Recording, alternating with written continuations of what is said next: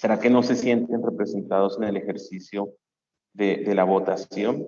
Pues es un poco lo que vamos a compartir, a intentar construir hoy desde esta experiencia de peripeteía el día de hoy, 16 de noviembre, a esta hora 6:44 de la mañana que estamos iniciando. Vamos a extender más o menos nuestra peripeteía. Inicialmente estaba pensada de 6:30 a 7:30. Esperamos que el tiempo nos siga dando para no extendernos más allá del tiempo que habíamos estipulado. Entonces, pues sin más preámbulos, vamos a darle el inicio, pero vamos a tener una persona que experta en el tema, que nos va a intentar dar una postura, iluminar sobre este fenómeno que se presenta en nuestra sociedad, para luego, a partir de una serie de preguntas, pues empezar a expresarnos, a compartir qué es lo que creemos que puede estar sucediendo. Entonces, pues profesor Miguel, le doy la palabra. Profesor Miguel va a estar encargado como de la partecita de ese espacio para ver las preguntas, de ese espacio para que nos expresemos, pero también de presentar a nuestro invitado en la mañana del día de hoy. Entonces, profe Miguel, muy buenos días.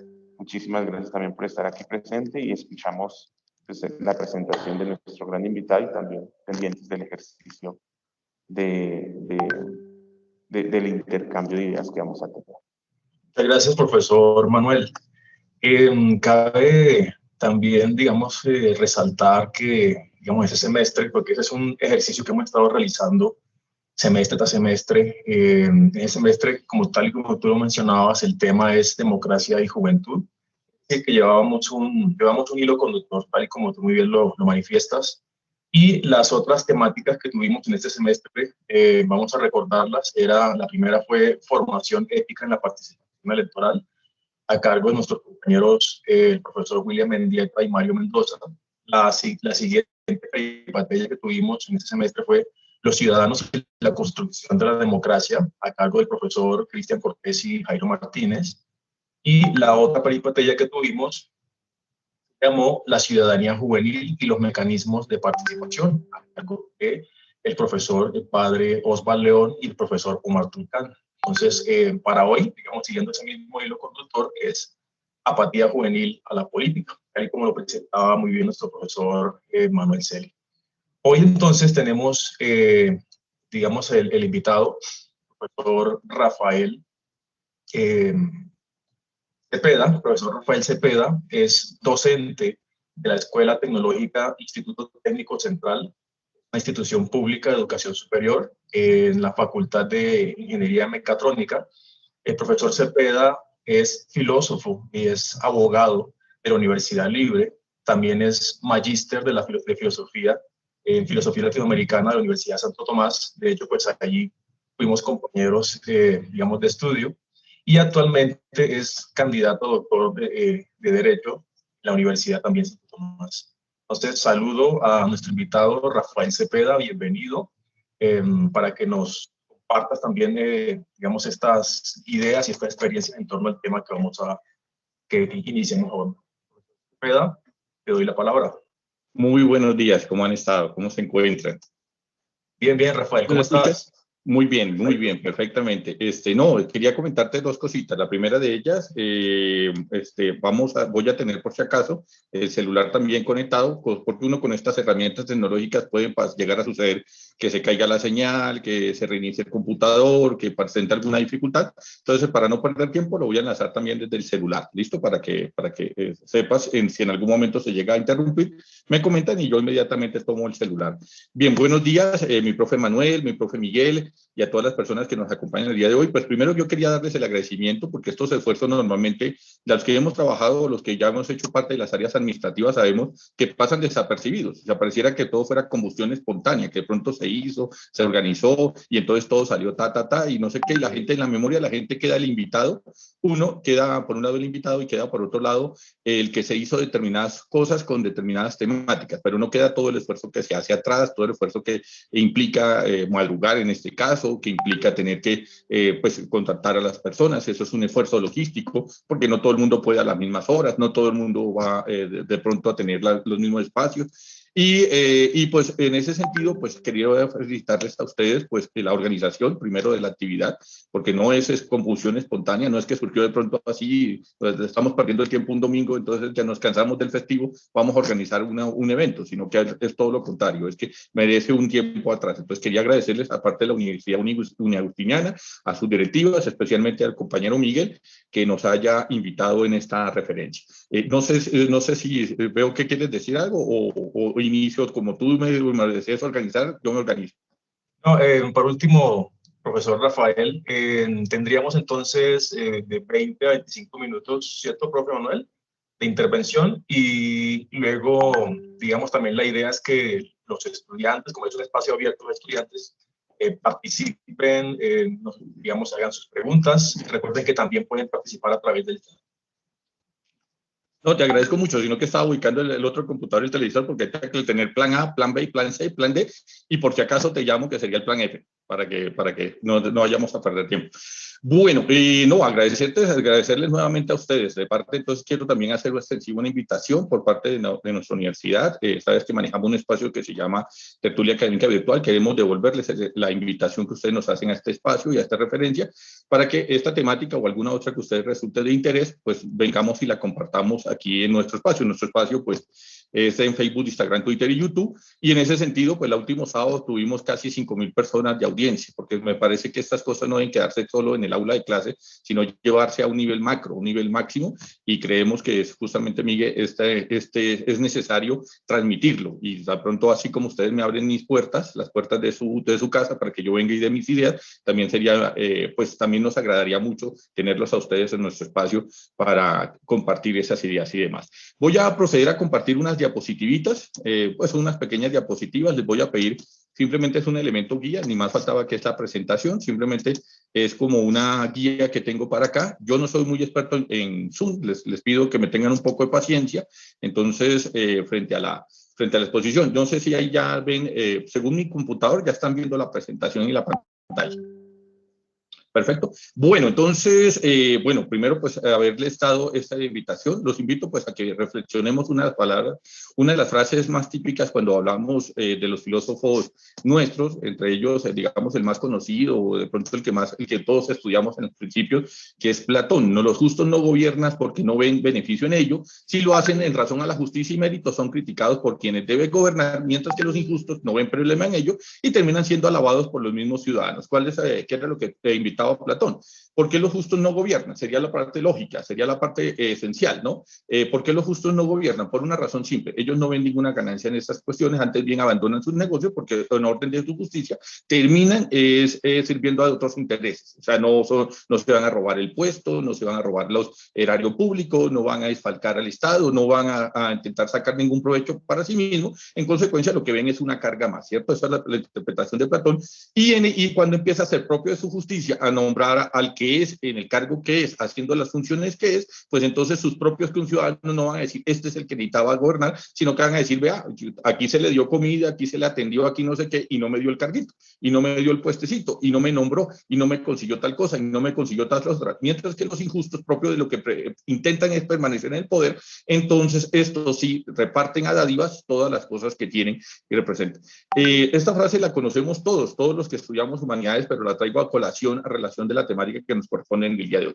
Haciendo un estudio general, el problema no solamente se presenta en los jóvenes, se presenta a nivel contexto macro. Si usted mira las últimas 20 años, para hablar de las últimas 5 participaciones, para no hablar de pronto participaciones anteriores, porque el estudio se hace desde 1970 hacia adelante, o sea, en los últimos 50 años el porcentaje electoral ha venido incrementándose. Es decir, hemos tenido mayor cantidad de personas que son aptas para votar, pero menor cantidad de personas que votan. Y ese es un dato preocupante en sí mismo en la democracia. O sea, nosotros no podemos partir de que la democracia es el gobierno de las mayorías y el gobierno de los justos y el gobierno de los supremos y el que tenga mayor perspectiva y logre convencer a una población cuando decimos que sus índices electorales no alcanzan ni siquiera la mitad.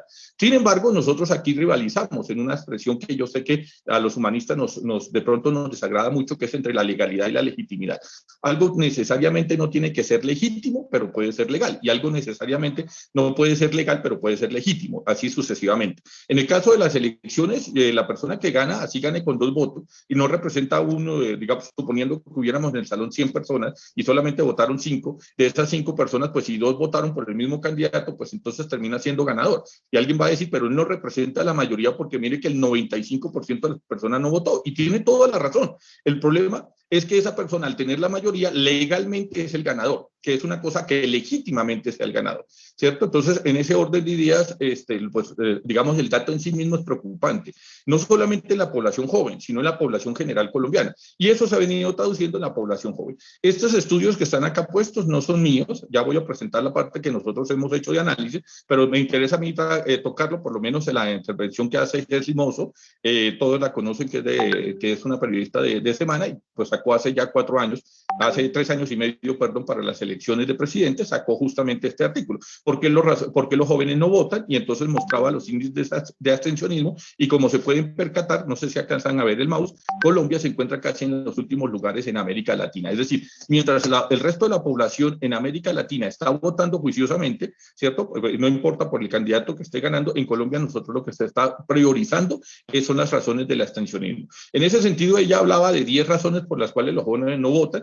y entonces entre las que descartamos las que el maestro Miguel nos estaba comentando, ¿cierto? Que les queda lejos de la casa, que no hay ningún político que los represente, que finalmente pues todos los que van a ganar son corruptos, no hay claridad en las propuestas porque las propuestas ya no se dedican a formularlas sino a criticarla del contrario, y ya no estamos criticando ni siquiera propuestas sino individuos, estamos criticando a la persona. Entonces bajo ese concepto estamos vendiendo la idea que no importa el que llegue, digo, las cosas van a seguir igual, y si están mal pues van a seguir igual de mal, y así sucesivamente. Entonces eso genera un desaliento pues para que la persona salga a votar, porque si yo salgo a votar para intentar buscar un cambio, pero me van a decir que de entrada no importa el que gane, siempre va a tener las mismas connotaciones o vamos a tener la misma realidad, pues entonces no pierdo el tiempo, me quedo más bien en mi casa, lo utilizo para descansar, lo utilizo para irme de viaje, lo utilizo para actividades con la familia y así sucesivamente y demás. No quiero ahondar en muchas de estas explicaciones porque son las que nosotros normalmente escuchamos, ¿no? Que hay falsas promesas, que no hay instrucciones en la cédula, que no hay un beneficio directo en las elecciones, ¿cierto? Que hay una insatisfacción general. Esas son las percepciones que ella ponía. En mi concepto, y aquí es donde viene, en mi concepto, en el estudio que nosotros hicimos, las verdaderas causas por las cuales la población no vota, y especialmente la población joven, es porque, primero, hay una percepción de que yo no me puedo postular. Esa es la primera situación. Si la democracia es el hecho de que yo me pueda postular y pueda elegir a otros, o sea, yo me puedo elegir a mí, yo puedo hacer que me elijan o elijan a otros, la condición es en ambos sentidos, o sea, que yo pueda votar y que también la gente vote por mí. Pero cuando a mí me dicen que la campaña electoral vale 6.000 millones de pesos y a duras penas tengo pasaje de Transmilenio ahorita para llegar a la casa, o a duras penas tengo lo del almuerzo para esta tarde, pues no puedo postular un cargo de esos. Cuento una anécdota personal que Miguel la sabe de antemano. En meses pasados, estábamos en junio, julio, cuando él me hizo la invitación, me hicieron la invitación a que si era senador por X partido. No voy a obviamente hacerle propaganda al partido, ni me interesa ese tipo de cosas. Y pues yo pues, me puse a sacar lápiz y papel si efectivamente era muy, pues uno dice, pues siempre gobierna los mismos, pues si uno metido en la educación, pues empecemos a darle la cara, así como pasó en Perú, así como pasó en Bolivia, así como pasó en Argentina, así como ha pasado en otras latitudes, como pasa actualmente en México. Una persona dedicada no al arte de la política, sino al arte de la docencia y demás, pues entonces llega finalmente al poder. Y pues entonces me pareció, pues me sonó en su momento la propuesta, y pues me puse a sacar lápiz y papel para ver si era justamente rentable, y me daba cuenta que para tercera línea, o sea, pues usted sabe que hay 3 tipos de elecciones: elección directa, elección indirecta y elección por arrastre. Entonces la elección por arrastre me estaba gastando más o menos unos 900 millones de pesos. Eso significa tener que embargar toda la propiedad familiar, decirle a mis papás que vendamos la casa, el carro, tener que salir de los bienes, tener que salir de las cosas de mi propio hogar, para poder postular, pero es un tiro al aire. O sea, nadie me garantiza que obteniendo eso, obteniendo los créditos, me vayan a elegir. Entonces me decían, no se preocupe, tranquilo, nosotros ponemos la plata. ¿Cuál es el problema de esa situación? Que si la persona pone la plata, yo no tengo la elección, ni tampoco tengo el compromiso mío es con mi ciudadano, sino con la persona que me financió. Ese es el problema que tenemos. O sea, eso es así de sencillo. O sea, si yo le autorizo, y no estamos hablando de campañas irregulares ni dinero debajo de la mesa, sino una empresa cualquiera que usted suponga que hacen campañas a políticos por determinado determinados tipos de intereses, entonces me va a recordar en el futuro, señor, usted no es libre para tomar decisiones, usted nos consulta a nosotros porque nosotros le financiamos a usted en la campaña, entonces mi responsabilidad directa no será el elector, sino la persona que me financia. Eso trae desmotivación, porque ¿quién no se va a querer postular para tener que embargar toda la casa para que de pronto no quede, o dos, tener que postularse para tener que hablar por un tercero? Eso es una de las razones por las cuales la gente no se presenta, porque si el campaña publicitaria, para que usted me entienda, el Consejo Electoral dice que se autoriza solamente un máximo de 300 millones de pesos, eso solamente vale la pausa publicitaria en Caracol, perdón, en radio o televisión, eso solamente es el único valor que hay. Aquí haciendo de publicidad, Miguel, qué pena contigo, aquí haciendo de publicidad algunos medios, pero eso solamente vale la campaña. En ese sentido, se entiende cuando la gente dice, no me representa, no porque tal vez a esa persona no revuelva ciertos tipos de ideales, sino que esa persona cuando finalmente se electa tiene que responder por los dineros que se le han adjudicado para el uso propio de la campaña, porque ni nadie trabaja gratis, o sea, no solamente es pagar la pauta publicitaria, es tener que hacer redes de comunicación, es tener que organizar eventos, es tener que financiar algún tipo de actividades sociales y así sucesivamente. Esa plata, ¿de dónde sale? Esa plata pues lo pone un inversionista y estamos siendo claros de que no siempre necesariamente tienen que ser personas al margen de la ley, porque uno está acostumbrado a asociar que eso es compra de votos y no sé qué más, pueden ser inversionistas, pueden ser las grandes multinacionales, pueden ser empresas locales, pero eso genera un limitante en sí mismo, porque entonces el que no tiene postulación a eso, quien no tiene acceso a eso, quien no puede financiarse con eso, la pregunta es cómo hace para entonces dar a conocer sus ideas, cómo hace para dar a conocer sus proyectos, cómo hace para que la gente lo escuche, porque ese es el problema final de turnos. Nosotros sabemos que los grandes medios son medios conglomerados, no son medios del Estado, son medios privados, en consecuencia cobran y en consecuencia tienen sus intereses políticos. Entonces ese político no nos llama la atención, no le abro los micrófonos. Sencillo, o se los abro solamente en lo reglamentario. Entonces me autorizan que tengo que hacer 1 hora al día, pues lo pongo de 1 a 2 de la mañana, ahí le abrí el espacio. ¿Quién escucha a la 1 o 2 de la mañana radio? Pues seguramente algún notámbulo, alguna persona muy especial, pero el 80-90% de la población se encuentra al margen de escuchar mi discurso. Y así podríamos seguir poniendo muchos más ejemplos. Otra de las razones por las cuales las personas no votan, o más bien, yo lo quise aquí traducir porque se presenta el fenómeno del extensionismo y es justamente hay una estrategia política por parte de los sectores tradicionales para generar justamente esos niveles de estrategia. Pero frente al premisa de legalidad y legitimidad que explicábamos hace un rato, entonces los políticos tradicionales ya tienen sus electores. Entonces el voto de opinión dañaría su conglomerado electoral, que es lo que pasa en las grandes ciudades como Bogotá, Medellín, Cali o Barranquilla. Porque en esos grandes conglomerados, en las grandes ciudades, normalmente el político que termina siendo oposición es el que llega a la estancia, porque hay voto de opinión, es así de sencillo, porque hay un voto de opinión, porque hay unas personas que tienen un agotamiento frente a las estructuras sociales reales, o sea, ya, digamos, estos por partidos o estas personas o estas familias, de una u otra manera ya no representaron y no hicieron o no reunieron las expectativas de lo que nosotros esperábamos que hicieran. Entonces, ¿qué termina pasando? Entonces, terminamos buscando otras alternativas distintas. Eso no pasa en las pequeñas localidades, eso no pasa en los pequeños municipios, eso no pasa en las ciudades intermedias, como uno dice vulgarmente. Estos políticos aprovechan de esa situación y entonces por eso digo que es una estrategia general, ¿cierto? De generar ese desaliento, alimentar eso, no importa el que llegue, igual va a haber protesta. Aquí en Bogotá, pues todos conocemos, le doy saludo a los compañeros que se están sintonizando, veo que hay algunos estudiantes míos que también acudieron a las 6:30 de la mañana, que me están aquí notificando desde la universidad, pues, que estamos transmitiendo a la universidad nuestra también, para que sepan, aquí una universidad hermana dándoles salud, pero justamente, es que no había visto los mensajes aquí de los hermanos que me estaban justamente mandando fotos y demás. Justamente el que tengamos esa limitante en las estructuras sociales, es decir, que no puede haber un cambio social, genera justamente esa expectativa. Que la persona dice, pues no importa el que llegó, o sea, no bien se ha posesionado, y poníamos ejemplos como en Cartagena, como en Santa Marta o en Bogotá, no se ha posesionado y ya empiezan las demandas de fraude. Es más, ni siquiera se ha hecho la elección y ya usted escucha las dos campañas, no importa la campaña que usted ponga, está diciendo que va a haber fraude el otro año, no importa si son sectores adeptos al gobierno, son sectores de oposición, no importa. Entonces, bajo esa perspectiva, pues la gente dice, pues finalmente va a terminar ganando el mismo. Y es más, termina ganando algunas de las personas, no importa si es del sector de oposición, y a los 2, 5 o 10 días ya están haciéndole manifestaciones y protestas y el paro y el bloqueo y no sé qué más. Todo eso genera un desaliento, porque la persona se da la percepción de que, mira, cambiamos la persona, pero aún así siguieron los problemas. Entonces la gente prefiere muchas veces abstenerse de salir a votar. El voto de opinión, sobre todo, que es donde está la población mayoritaria, prefiere no salir a votar porque pues finalmente sabe que el que llegue pues va a terminar haciendo lo mismo, o en el mejor de los casos, o va a terminar siendo una decepción frente a los casos anteriores, porque pues una cosa es que el que es parte del establecimiento, uno dice, bueno, este responde a las situaciones del establecimiento, pero cuando es parte contraria, pues entonces uno supondría que viene a cambiar las situaciones que se están haciendo mal, ¿cierto? Pero lo que termina pasando es que hay un desaliento porque se da cuenta que hay una repetición de los fenómenos anteriores, los fenómenos de corrupción. Acá no nos podemos olvidar que ciertos sectores que llegaron durante 20 años, 20, 30 años, estuvieron haciendo política de oposición, y cuando llegaron a la alcaldía, pues entonces terminaron fue generando toda la estructura, todos los fenómenos que nosotros le criticábamos a los partidos tradicionales, terminaron generándose en estos partidos recién llegados al poder. Entonces, eso genera desaliento, porque entonces, ¿a quién elegimos? Si nadie se puede postular porque no tengo la capacidad económica. Y los que se postulan, que supuestamente son los opositores al régimen, terminan adaptándose con el régimen para entonces repetir los fenómenos que se dieron anteriormente, pues entonces mejor no salgo a votar.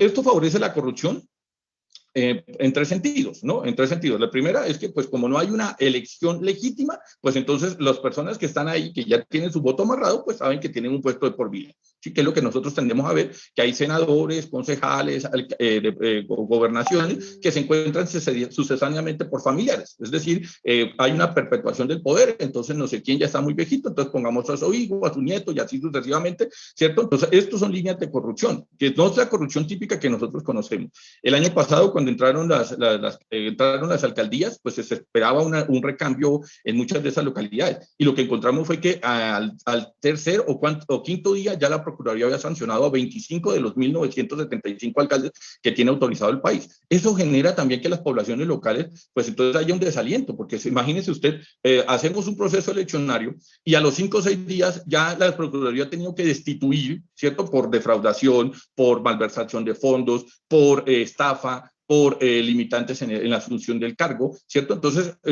genera que, pues, entonces, hayan dos reacciones, que es la que yo quiero aquí denunciar. Primero, entonces, la persona se hace pasar por víctima. Entonces, no es porque lo están destituyendo por corrupto, lo están destituyendo porque hay una persecución política hacia él. Segunda situación, como nosotros vimos recientemente, o hace unos 5 años atrás, tal vez, con lo que se presentó con ciertos personajes de la Corte Constitucional y de la Corte Suprema de Justicia. Entonces, cuando lo sacaban y estaba demostradas las evidencias que pedía plata para consecución de fallos, ¿cierto? Él decía que era un opositor al gobierno de turno, que era un opositor al proceso de paz. Entonces, claro, entonces las percepciones que existían era que muchas de las personas que no estaban de acuerdo con el gobierno de turno, pues lo adoptaron en su régimen, no, a pesar de que se demostraba que efectivamente la persona había vulnerado la ley y que había hecho cobranzas ilícitas sobre la relación del proceso. Pero digamos que en últimas eso le permite ese aire. Segunda situación, ¿a quiénes han favorecido los fenómenos de violencia que tenemos en el país? En diálogos con compañeros peruanos, en diálogos con compañeros ecuatorianos y demás, uno les pregunta por qué ciertos sectores políticos han podido llegar a instancias de poder y por qué en Colombia no, por ejemplo, por qué en Colombia no, por justamente los sectores armados. Cuando uno hacía el análisis, por ejemplo, en días pasados estábamos con la Contraloría haciendo el análisis de los procesos los procesos de ejecución que se deben hacer en las obras del Putumayo. Y nos decían, mire, según presupuesto se ha cobrado el 70% de las obras en Putumayo. Ahora vaya, mire si efectivamente las obras se hicieron. Y entonces efectivamente, y nos mandaban fotos, que era lo mejor del caso. Mandaban fotos donde estaba la maquinaria, donde estaban pavimentando y no sé qué más. Iba una parte de inspección a tierra y se daban cuenta que la vía no existía, que eso era puro fango, que era puro barro, que todavía estábamos en las épocas como dice vulgarmente los abuelos, en la época del ganado y el arriero. Y en ese orden de ideas entonces decía uno, ¿y por qué la Procuraduría, la Fiscalía, las Contralorías, las diferentes CIAs no intervienen? Primero por desconocimiento, porque es que mucha gente dice, pero es que el presidente no hace nada, es que el presidente no es función ser ente judicial, hay 3 separaciones de poder. El presidente no tiene por qué ir a sancionar, eso es función del poder judicial, no del poder ejecutivo. Segunda situación, por los factores armados que habían en la zona. Entonces, muchas de las veces no se podía entrar directamente al territorio, vamos a construir una escuela en tal parte y tal parte, pero ya funcionaba un factor armado, entonces no se podía evidenciar si efectivamente se está construyendo la obra por la simple y sencilla razón de que el personal que se mandaba, al momento en que se aparecía en el pueblo, inmediatamente un factor armado lo amenazaba. Entonces, nadie con sano juicio se le va a ocurrir ir a tomar unas fotos, qué sé yo, y no sé qué más, para mostrar que se están defalcando los recursos, sabiendo que eso le va a peligrar su propia vida, ¿cierto? Nadie en su sano juicio se va a ocurrir a hacer ese tipo de cosas. Entonces yo creo en las fotos, en los videos, en las cuestiones de la planeación interna, en el regulador externo que me dice que efectivamente se está ejecutando la obra. Y puede que ni siquiera hayan puesto un ladrillo. Por eso ponía el asunto de Mocoa, por poner un ejemplo así sencillo que me acuerdo, porque fue un caso evidentísimo que ya está en la prensa donde cobraron el 70% del presupuesto y ni siquiera han empezado la obra. Pero el presupuesto ya se ha cobrado el 70%. Y una de las limitantes que decía la empresa ejecutora es que hay factores armados en la zona y que le corresponde pues al ejército o al Estado despejarlo para que ellos puedan meter la maquinaria, porque no va a meter la maquinaria para que el día siguiente se la queme. Pero el problema es que si supuestamente no se ha podido ejecutar, ¿por qué se ejecutó el presupuesto? Esa es la parte que resulta curiosa. O sea, se ejecutó el presupuesto, pero no se ejecutó la acción. Entonces, ¿a quién favorece los factores de violencia? Pues a los factores de corrupción. Eso genera el mantenimiento de la pobreza porque no se puede hacer las vías, no se puede hacer los hospitales, no se puede hacer las universidades, los colegios, no podemos tener un nivel de desarrollo como lo tienen otros países porque estamos gastando mucha plata y en asuntos de orden público, ¿cierto? Resultantes de la desigualdad, que es lo que favorece ahora sí a los políticos tradicionales que mantienen a las personas ahí con que le doy tal cosita, le doy el caramelito y usted sale a votar por mí. Sí, usted le doy tal cosa y usted sale a votar, o le pago tanto su voto y su merced sale a votar por mí, ¿cierto? Entonces, en ese orden de ideas mantenemos una esfera, un círculo, en donde las personas, especialmente en este caso los jóvenes, pues entonces no le ven sentido al ejercicio democrático, por todas las producciones que hemos venido viendo anteriormente. Bien, ya con esta es la última diapositiva, que el compañero fue muy claro que teníamos, era 20 minutos, no más para hacer la presentación, entonces no quise extenderme. Profesor Rafael, no, lo que expliqué fue ¿cómo se llama? Quise ser, fue muy respetuoso del tiempo para la parte del debate, por eso solamente concentré la presentación en 20 minutos. Te pido un favorcito, si me puedes ayudar a dejar de compartir, porque siempre he tenido como creo que es aquí, creo que es esta, exacto, le agradezco mucho. Muy bien, y pues entonces ahora sí pasamos a la parte que entiendo yo que es la realmente importante, porque esto simplemente es una exposición de motivos. Pasamos realmente a la parte importante, que es escucharlos a ustedes y obviamente en lo que yo les pueda ilustrar y colaborar con mucho gusto. Gracias, profesor Rafael, por esas palabras y esa exposición para el grupo de Peripeteya. Entonces, queda abierto el espacio, compañeros jóvenes también, preguntas, inquietudes que puedan tener en torno a este tema. También participaciones, su posición frente a lo que expresan el tema. Recordemos que la idea de Peripeteya es que sea un espacio donde podamos juntos compartir conocimiento, dialogar, hablar, escucharnos. Eso es lo fundamental en este ejercicio. El profe Mario ha levantado la mano. Profe Mario, tienes la palabra.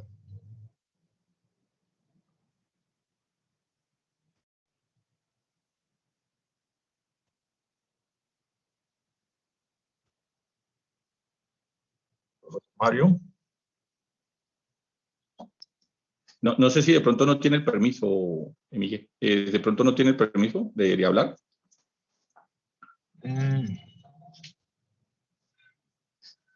¿Me ayuda el profe Manuel? ¿Dónde se la activa? El moderador es el que le puede dar el permiso para que el compañero pueda hablar.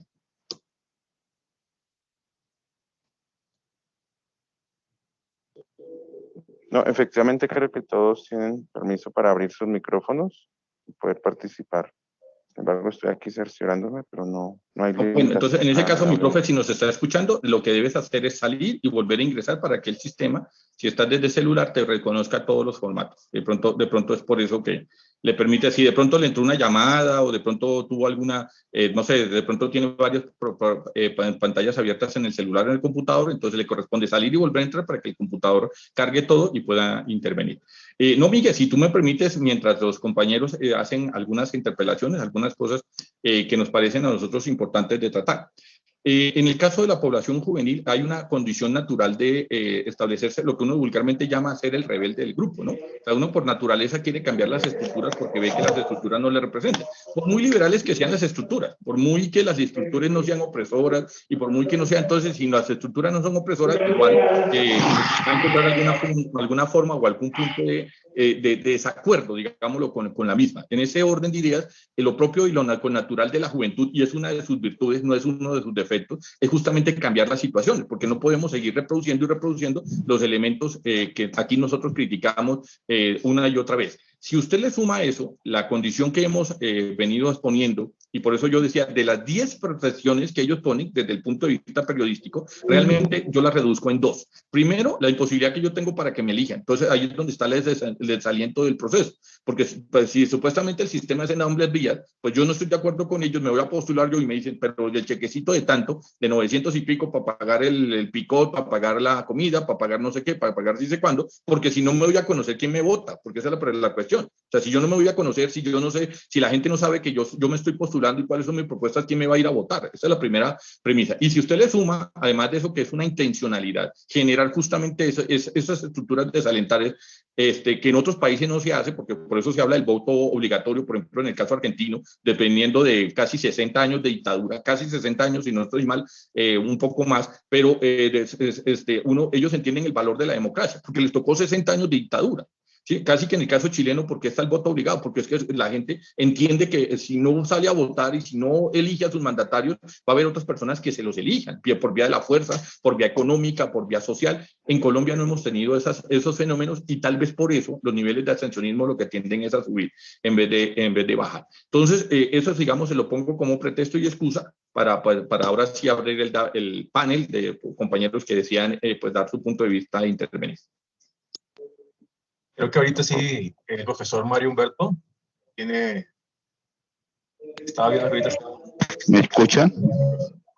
Sí, señor, le escuchamos claro y fuerte, mi profe.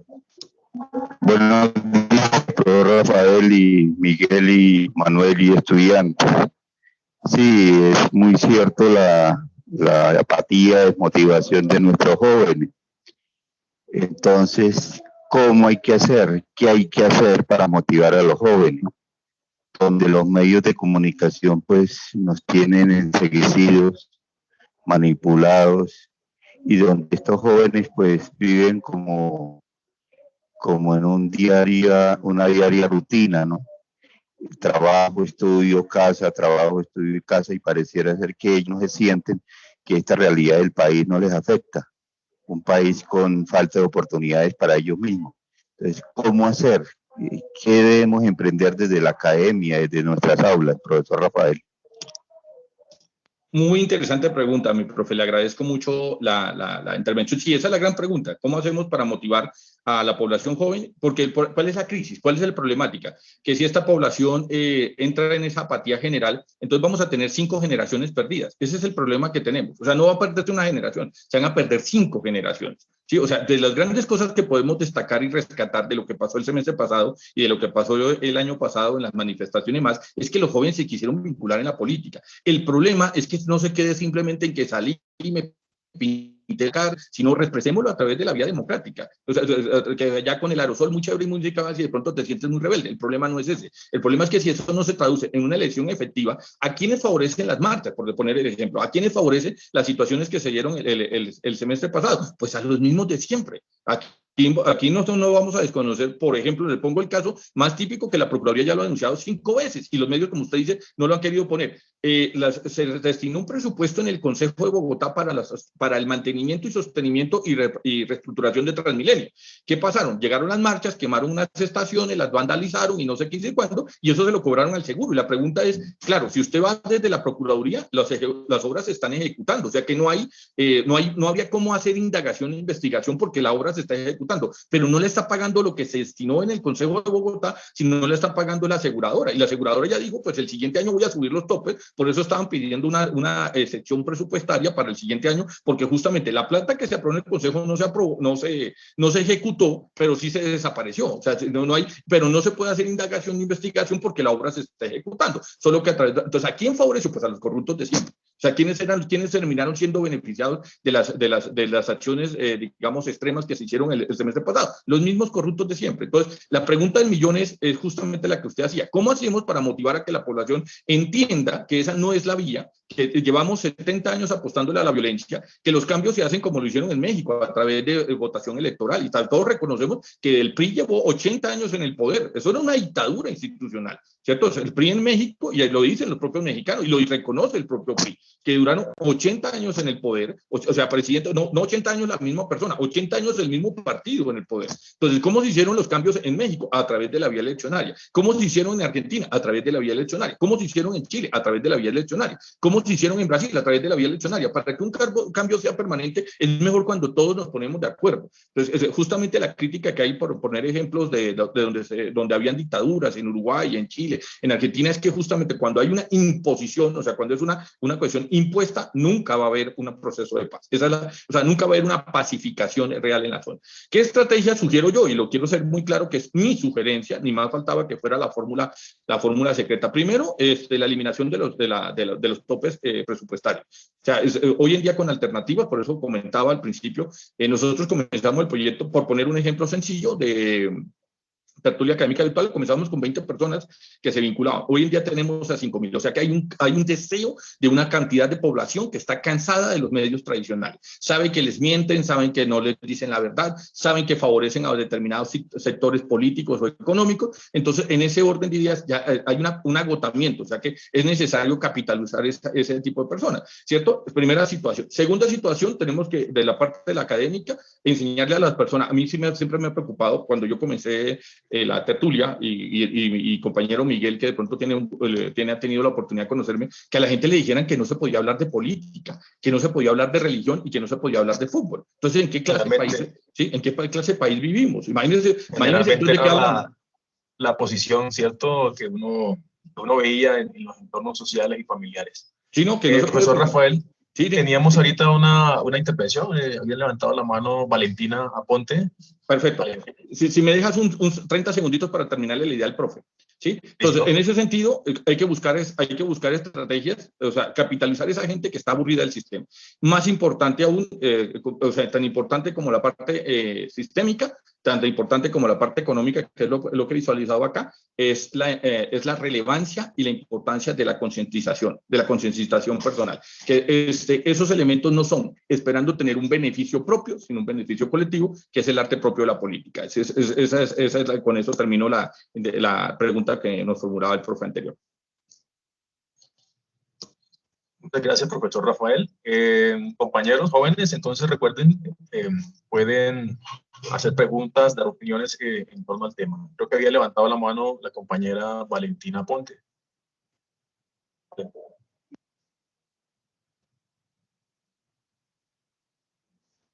Me excusan que... No, ya, sí, perfecto. Está Sandra Castro, si no estoy mal. Ya vi cómo es que quién levanta las manos, que no soy familiarizado con esa plataforma. Creo que la compañera Sandra Castro está pidiendo la palabra. Igual me pasa a mí, profesor Rafael. La compañera Sandra.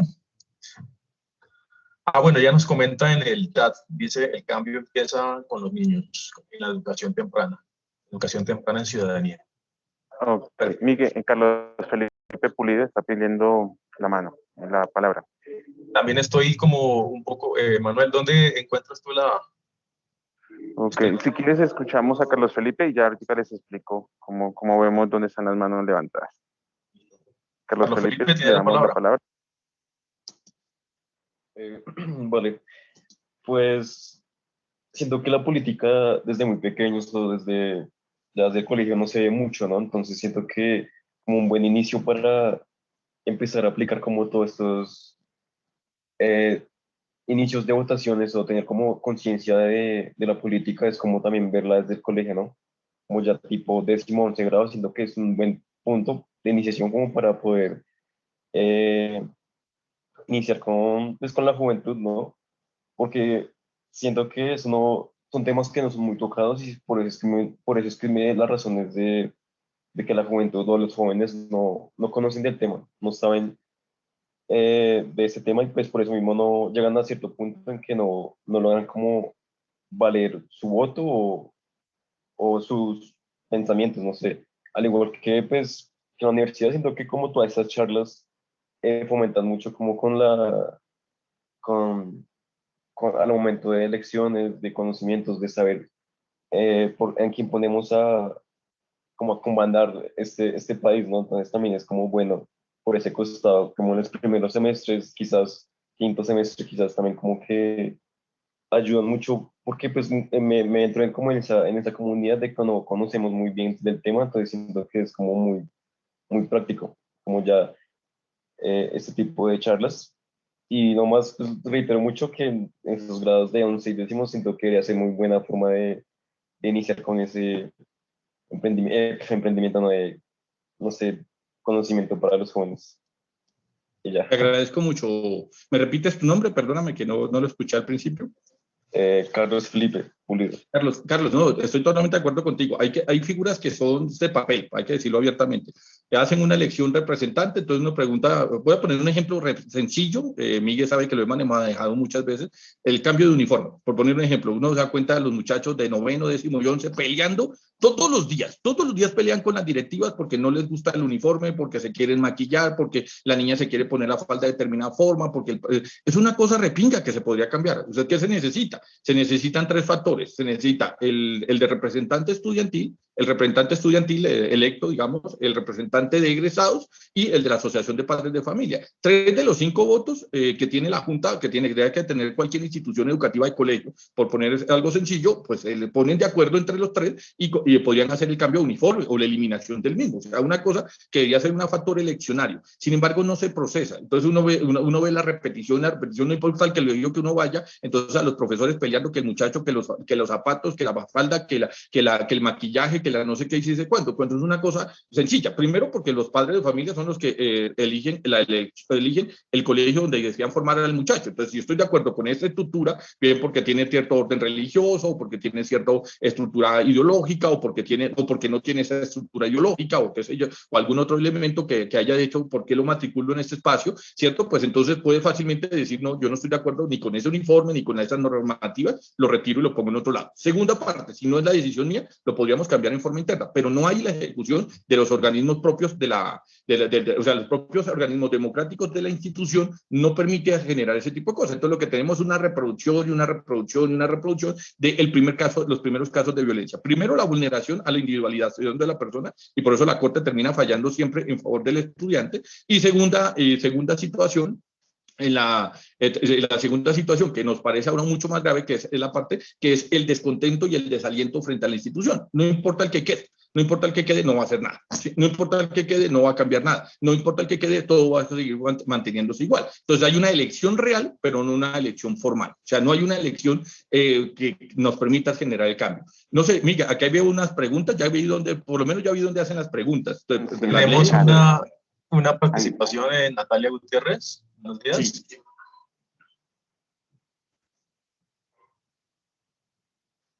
Pues mira, acá había unas preguntas de Santiago Alonso. ¿Cuáles son los medios de comunicación mejor para informarse de la política en Colombia? Yo creo que hay que regresar al espacio europeo. El 80 o 90% de la población en Europa no cree en los medios masivos. Eso hay que decirlo abiertamente. Usted coge, por ejemplo, en Italia, por poner un caso sencillo, la gente, ¿dónde hace o dónde se ilustra de partes de la política en la academia? O sea, una cosa es venir a hablar de un político y otra cosa es venir a hablar de una ideología. Una cosa es venir a hablar de una persona, hablar de un elemento adoctrinador, y otra cosa es hablar desde la razón. Son dos elementos distintos. Entonces, es una cosa distinta cuando yo hablo de la persona como persona, que me parece que es lo que siempre hacemos en Colombia, aunque es una representación muy mal hecha de la interpretación norteamericana. Me acuerdo hace unos años atrás, cuando estaba, se me pasa, Obama, se estaba lanzado, si no estoy mal, con el vicepresidente Bush, Keynes, y pues alguien dijo que Obama representaba representaba el mundo islámico y digamos el mundo islámico terrorista y demás. Y el propio Keynes llegó y manifestó en pleno público, imagínense, con 30 millones de personas escuchándolo al mismo tiempo, le dijo a la señora, no señor, yo difiero de él, pero él no es ningún terrorista ni nada. Eso es uno de los valores de la democracia norteamericana que nosotros aquí no recuperamos. Aquí tenemos la percepción de que el que llega va a ser, ahora sí van a funcionar las cosas porque nada de lo que ha hecho el anterior sirve. Lo que ha hecho el anterior pues funcionan muchas cosas, otras no. Pues hay que mantener las que funcionan. Lo que es necesario es cambiar las que no funcionan o mejorar las que no funcionan y ponerle un sello propio. El problema es que aquí todo el que llega quiere hacer, que tiene la idea de que no se ha hecho nada, arranquemos de cero. No se ha hecho nada, arranquemos de cero y lo que puede estar funcionando no funciona. Entonces, la mejor estrategia que yo considero es justamente la academia. Que la academia es la que se apersone, como pasó con la escuela de Frankfurt, la escuela de París, la escuela inglesa, donde la gente no va a escuchar al político como tal, escuchas a los académicos que hablan del político porque hablan desde la razón, no desde las emociones. Esa sería mi recomendación para el caso colombiano. Muchas gracias, profesor Rafael. Rafael, tenemos aquí dos manos levantadas, Nicolás Acevedo y luego Raúl Fernando Garcés. Entonces te escuchamos, Nicolás. ¿Sí me escuchan ahí bien? Sí, Nicolás, perfecto. Listo, primero que todo, buenos días a todos. Bueno, pues yo hasta el siguiente año voy a poder realizar la votación y pues digamos ahorita me preocupa un tema que se dio pues en estos últimos días, bueno, últimos días no, en las últimas semanas, que fue lo de la aprobación de quitar la ley de garantías. Entonces, digamos, pues tengo entendido que en este momento se encuentra como con una tutela, pues para mirar si fue viable quitarla o no, pero pues digamos es un problema que veo que, digamos, Duque sale a decir que no hay ningún problema con quitar la ley de garantías, pues porque no hay reelección de presidente, ¿sí? Pero pues digamos que aquí el problema de fondo real es que, pues digamos, se imponen es los partidos políticos de siempre, ¿cierto? Entonces, digamos, siento que también es un problema ahorita o sea, en cuanto, digamos, a mi percepción como votante, de que pues viendo que o sea, si se aprueba del todo quitar la ley de garantías, pues digamos sería, sí, como viene diciendo el señor Rafael Césped, que, que se imponen siempre los mismos, ¿no? Entonces uno para qué sale a votar si siempre va a ser, o sea, si vamos a estar en lo mismo de siempre, ¿no?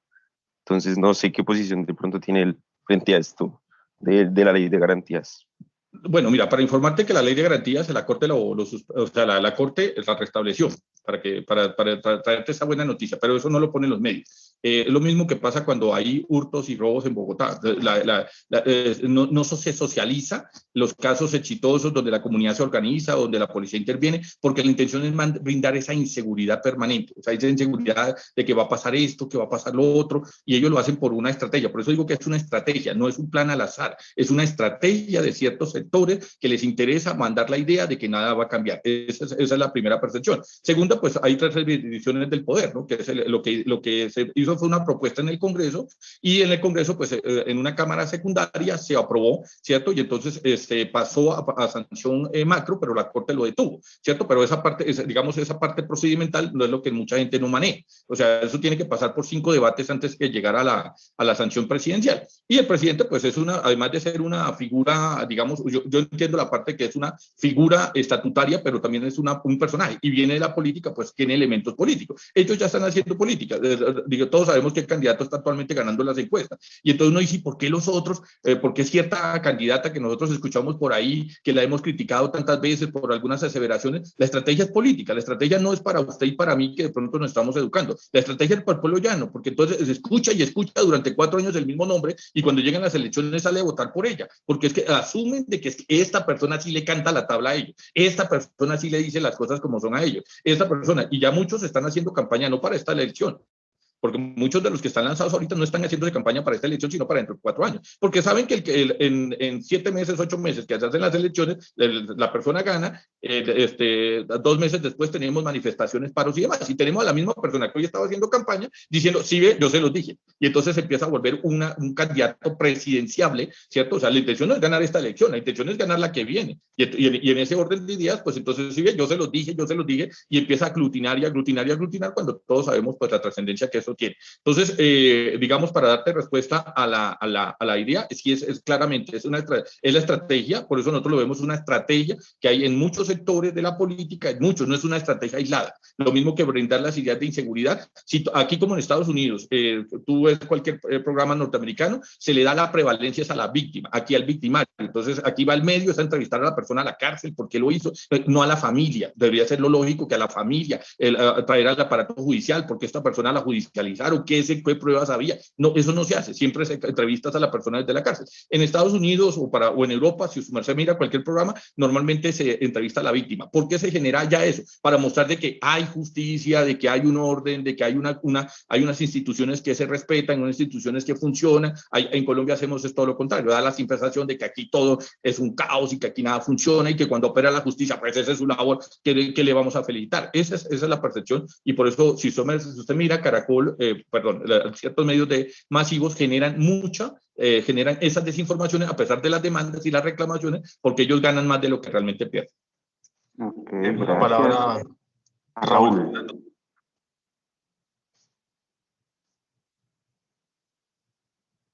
Raúl Fernando Garcés.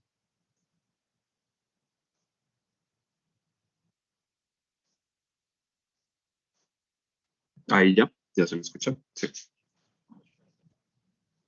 Sí, Raúl, sí lo escuchamos. Vale, muchas gracias. Bueno, muy buenos días para todos. Digamos que quería enfocar la opinión como a dos temas puntuales. Uno, mencionar el tema del papel de la academia, y creo que la academia colombiana es responsable en buena parte por la situación actual de la política en el país, porque la academia se centró en formar profesionales, pero no unos profesionales íntegros, sino unos profesionales reactivos. Entonces, uno no, digamos que no se logra entender porque en una facultad de medicina no se habla de política, pero los médicos son los que tienen que vivir todos los días con los estragos de la ley 100. En una facultad de biología o de ciencias ambientales no se habla de política, pero después los egresados están sufriendo porque se quiere hacer explotación minera en un espacio que es de vital importancia para los ecosistemas de la nación y para la seguridad en recursos y demás. Y así pasa una a una en todas las disciplinas. Entonces yo creo que la academia perdió un papel relevante, un poco lo que mencionaba el profesor Rafael, digamos respecto al caso norteamericano, donde la academia aborda el debate con una disciplina, donde la academia tiene los pantalones de decirle a los congresistas, a los senadores, a los candidatos presidenciales, su propuesta va en contra de los intereses de la nación. Pero acá las universidades se convirtieron todas en un escenario simplemente donde se presta el auditorio para que vengan 2 o 3 candidatos, se lancen pullas, se tiren piedras, unos aplausos, unos chiflidos y ya. Pero no hay un debate serio y no hay una exigencia seria de un modelo de país y de una responsabilidad respecto al futuro de la nación, ¿sí? Entonces creo que ahí la academia es parte responsable no solo del desinterés de las juventudes por participar, sino también de la situación actual del país en temas políticos, ¿sí? Y el segundo punto que quería mencionar también es que, digamos que el desinterés también se puede infundar en que los partidos políticos cumplen las cuotas mínimas simplemente por eso, por unas cuotas mínimas. Entonces la participación de género de las mujeres se veía sesgada, que tengo que tener el tanto por ciento, entonces te inscribo ahí el tanto por ciento y ya. Y en jóvenes exactamente lo mismo. En estas elecciones vamos a ver un ejercicio que les obliga a que las cuotas de género sean 50-50 en las listas y que vayan intercalados, pero entonces viene la pregunta, ¿realmente las mujeres y los hombres que están ahí representan siquiera a las bases o a las estructuras masivas de los partidos? No, porque realmente en todos los partidos pasa lo mismo. La mujer o el hombre que está en las cabezas de listas y que cuando son listas cerradas son los únicos que van a resultar electos en una lista cerrada del Senado del número 30 para abajo sabe que está rellenando la lista, ¿sí? Pues realmente los que están adelante hacen una representatividad de unas mayorías ya establecidas, de unas clases políticas ya establecidas, y ni siquiera hablar de los jóvenes. Uno ve en varios partidos, para no dar el nombre de ninguno, y quienes enlistan la cabeza o el tema de los jóvenes, los hijos, los nietos, los amigos, ¿sí? Y entonces realmente no hay una representatividad seria y es un problema de todos los partidos, no son de los partidos de derecha o de izquierda, sino de todos. Que realmente la participación de los diferentes sectores sociales se volvió simplemente un saludo a la bandera y el que no inhabilita la lista del Consejo Nacional Electoral por no cumplir. ¿Sí? Esas eran como las dos apreciaciones que quería realizar. No, le agradezco mucho, mi profe, la apreciación. Sí, no, yo vengo Rafael, No, no, tranquilo. Es una facultad de ingeniería y lo que su merced dice es cierto. Acá los muchachos dicen que ellos están estudiando para ingeniería, que ellos no tendrían por qué ver esas cuestiones de humanidades. Y es justamente es cambiarles el chip, ¿no? Que cambien justamente. Mi profe Miguel, qué pena que no lo veo, pero lo escucho de fondo. Bueno, le damos la palabra al compañero Duván Yesid Rodríguez y ya, digamos, vamos cerrando la actividad. En este momento, Duván Yesid, buenos días, bienvenido y te damos la palabra. Buenos días, ¿ahí me escuchan? Perfecto, Duván. Sí, señor. Listo. En primer lugar, buenos días. Y mi apreciación va más dirigida hacia una pregunta. Bueno, sabemos que, y ya hemos dicho que la participación política está dirigida o parte sobre la academia, en primer lugar desde el colegio, la universidad, universitaria, lo que sea, o partiendo de estas instituciones. No sé si en mi caso, o en el caso es colectivo, pero creo que es colectivo, pero hablo por ahora por mí. En mi caso, cuando yo estaba en el colegio, cuando me enseñaban clases de política, ciencias económicas, filosofía, pues casi todo era dirigido a coja unas guías, 7, 8 hojas, o coja de la página número 5 hasta la página 25 y póngase a leer, y pues eso lo hace un poquito ladrilludo y hasta aburrido. Por eso entonces yo creo que es uno de los factores que hace que las juventudes de ahora, incluyéndome, nos abstengamos de votar o tengamos ciertos vacíos, lagunas en lo que son temas políticos y de interés colectivo, en temas civiles. Entonces yo sí quisiera saber qué opinión tiene el profe Rafael Cepeda para cambiar esta clase de metodología y que las clases ya no sean como tan ladrilludas, sino que haya una relación mucho más fuerte entre lo que es un profesor y los estudiantes, que no sea tanto libro, sino también una participación puede ser en debate o en alguna actividad semejante a esto. No, pues mi profe Miguel, su merced me dice, su merced es el moderador, entonces yo me ciño a sus dictámenes. Sí, tranquilo, profesor Rafael, sí. Bueno. No, te agradezco mucho la pregunta y agradezco al profe Miguel que nos da la palabra. Mira, lo que su merced dice es cierto. Lo que pasa es que, a ver, ¿cómo lo estructuramos de tal forma que podamos hacer que se dé como un ejercicio compaginado? Lo que decía el profe anterior era cierto en el sentido de que justamente genera ese espectro, se genera esos espectros. Lo que su merced dice, las prácticas y los diseños que hemos desarrollado muchas veces en la academia no tienen que ver con la vida real, por lo menos en muchos contextos, en muchas áreas, ¿no? Entonces, pareciera que hubiera una desarticulación, lo que él mencionaba de las facultades de medicina, de ingeniería, de demás, y lo que su merced menciona en esos momentos es exactamente lo mismo que nosotros evidenciamos. Entonces, pareciera escuchar a un compañero de medicina decir que él no tiene nada que ver con ingeniería, cuando él es el que tiene que manejar los instrumentos, por poner un ejemplo sencillo. De escuchar a un compañero se me ocurre a mí de ciencias agronómicas decir que no tiene que ver con política, cuando sobre él es que va a recaer las políticas de Estado y las políticas en el campo y en las políticas agroindustriales. Entonces, pues resulta como muy absurdo, pero es lo que tiende a pasar.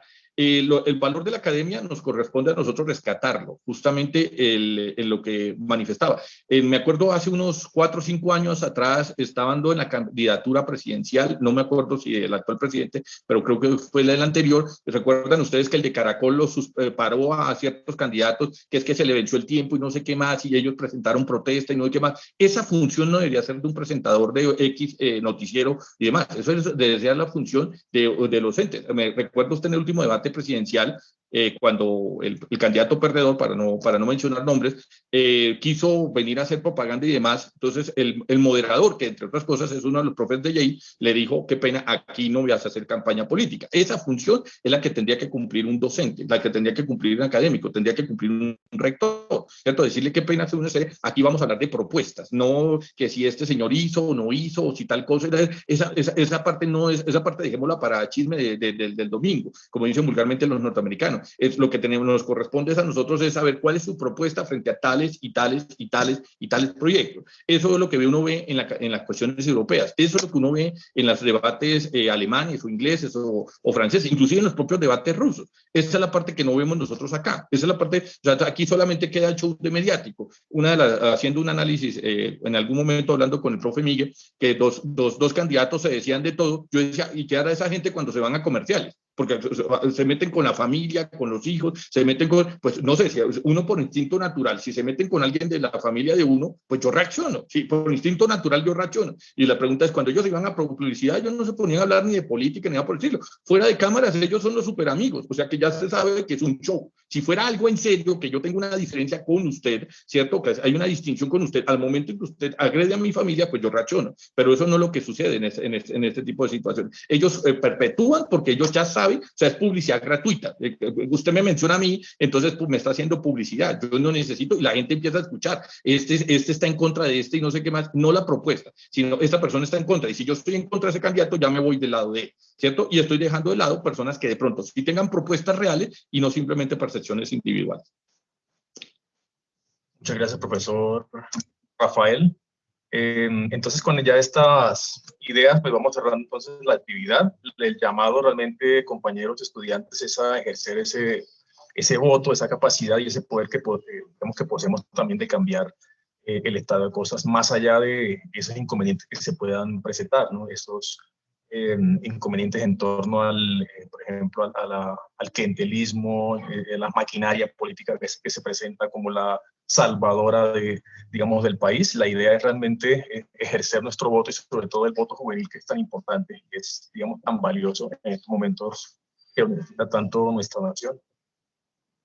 Profesor Manuel. No, mi profe, le deseo primero agradecer la invitación a ustedes, antes de que corten, agradecer al profesor Manuel, al profesor Miguel, a las directivas de la Uni Agustiniana, a mis estudiantes que nos están siguiendo por parte de la universidad, por parte de nuestros canales institucionales, agradecerles a todos ustedes este espacio, que me parece que es un esfuerzo que hay que replicar y que hay que multiplicar. ¿Y cómo se derrota todo eso? Saliendo a votar. De la maquinaria se derrota saliendo a votar. Si tuviéramos, como en Argentina, un 90% de personas votando, la maquinaria no serviría, porque tocaría comprar 3 millones de personas para que me elijan, y eso económicamente es imposible. Pero si votan poquitos, pues obviamente es más fácil sobornar a 10 o 20 que sobornar a 100. Entonces, ¿cómo se sostiene eso? Votando. Esa es mi recomendación para todos, que hagan ejercicio electoral.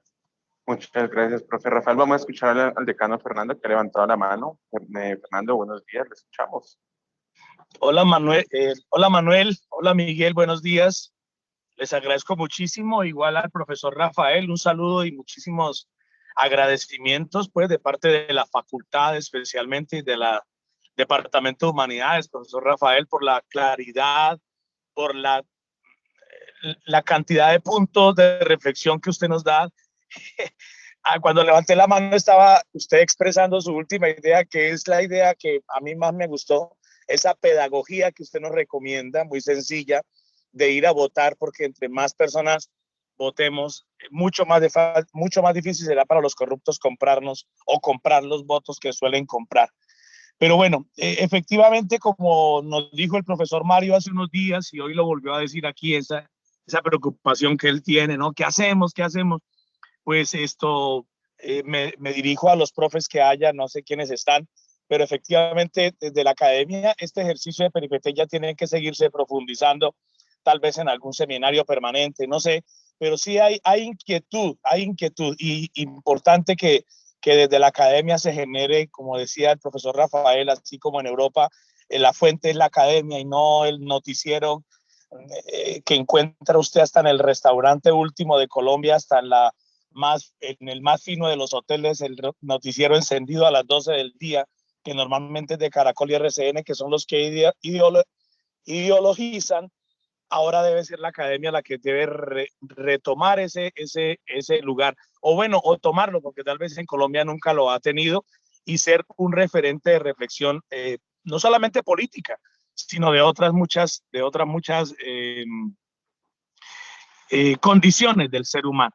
Profesor Rafael, profe Miguel, profe Manuel, muchísimas gracias por este ejercicio que nos han permitido tener. Y buen día a todos. Estudiantes, Igualmente. por favor, un abrazo. Igualmente. Muchísimas gracias, Fernando. El agradecimiento de sus palabras. Gracias, profe Rafael. Agradecerles mucho a todos su participación, el hecho de escuchar y lo más importante, votar de manera consciente. Estamos aún en la época de, inscribir la cédula, por favor. No olviden hacer el ejercicio de inscripción de sus cédulas. En términos prácticos hay que hacerlo. No debemos dejarnos quitar ese derecho por la propia apatía a de pronto hacer una fila. Y 2, recordemos que la única forma de cambiar esto es votando. No vamos a decirle por quién vote, porque no es el ejercicio académico. El ejercicio académico es comprometerlo a usted con el ejercicio del voto, que es lo más importante, y vote de manera consciente, vote de manera precisa, vote por el candidato que a usted le parezca, pero vote, que es lo más importante. Quitémonos este abstencionismo histórico en Colombia que casi siempre ha superado un 60%, eso es demasiado y no debemos continuar con este esquema tan triste para la política de nuestro país. Pues agradecerles a todos, desearles un buen día y vámonos con la conciencia de que el voto es la única manera en que vamos a cambiar este ejercicio. Nos recuerda Sandra que en estos días tendremos voto de Consejo de Juventudes, pues también aprovechemos esa oportunidad para hacerlo, para expresar allí en nuestra localidad, aquí en Bogotá y en el país, en los diferentes espacios del país, la importancia de estar comprometidos con el ejercicio del voto también en las dinámicas de los jóvenes. De mi parte, desearles un buen día, desearles que estén muy bien y agradecerles mucho por este espacio de participación. Feliz día, muchachos, estudiantes, feliz día, profesores, docentes. Rafael, espero que sea, pues, digamos, que nos podamos encontrar en otra oportunidad también, en otros espacios. Rafael, muchas gracias. Feliz día para todos. Igualmente, que pasen feliz día. Gracias.